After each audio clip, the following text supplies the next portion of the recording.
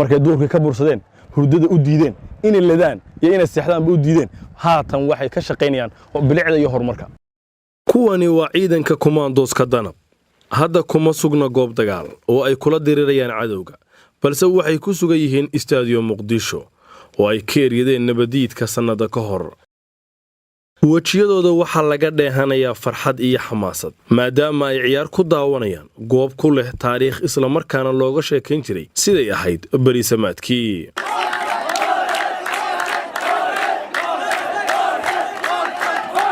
qaarkood halkan ayay ku ciyaari jireen yaraantoodii iyadoo u leh xusuus gooniya. sidoo kale qaar ka mida ciidankani waxay qayb ka ahaayeen dagaaladii looga xoreeyey garoonka iyo goobaha ku xeeran cadowga.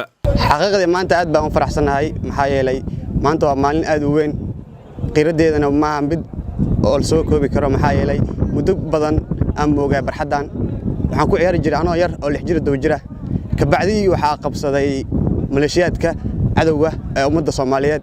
maanta waa faraxsanahay anoo mas'uul ah oo ciidanka oo kumaandoosta danaba in aan timaado booqasho aan daawado aad u faraxsanahay. waxaan u mahadcelinayaa madaxda dawladda oo qaqaabiday inay habeedo oo isku maamustay aad baan idinku mahadcelinayaa meel walba joogtaan. anoo ka tirsan ciidanka kumaandooska oo meeshan aan ogaay muddo badan oo maanta booqasho u maaday aad waxa uu celinaya dawladda Soomaaliyeed horumarka aan gaarnay aan ku faraxsanahay. waxaan ku faraxsanahay wili meeshan cadowgii laga xoreeyay oo aad maanta farxadii waxaan ku soo koobalheen.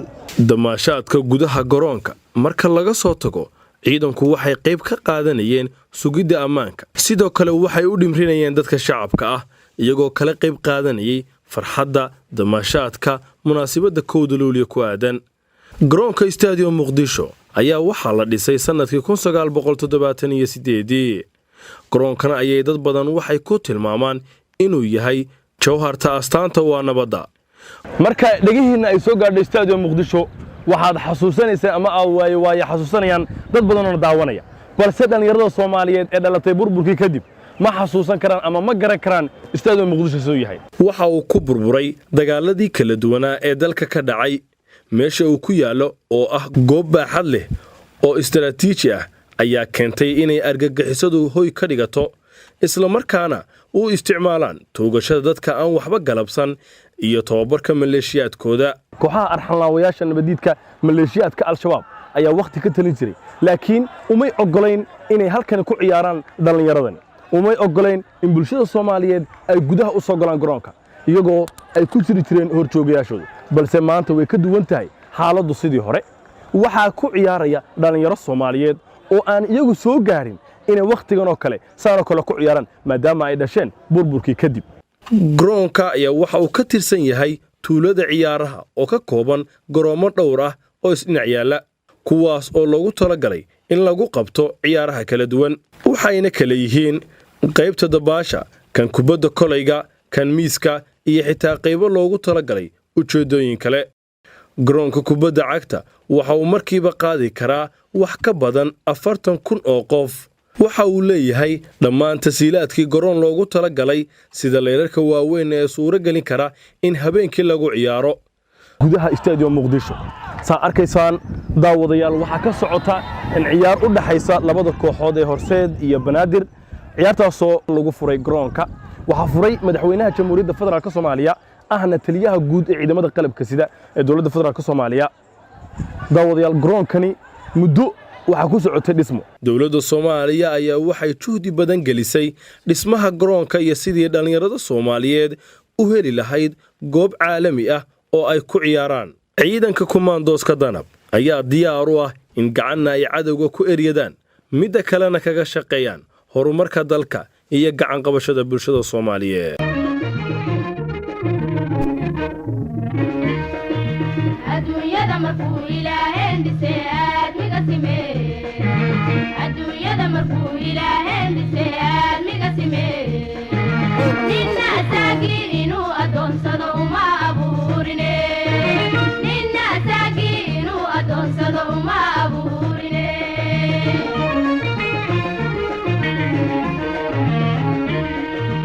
idina goostayaan isticmaalki shalay naabadii kiriyada badii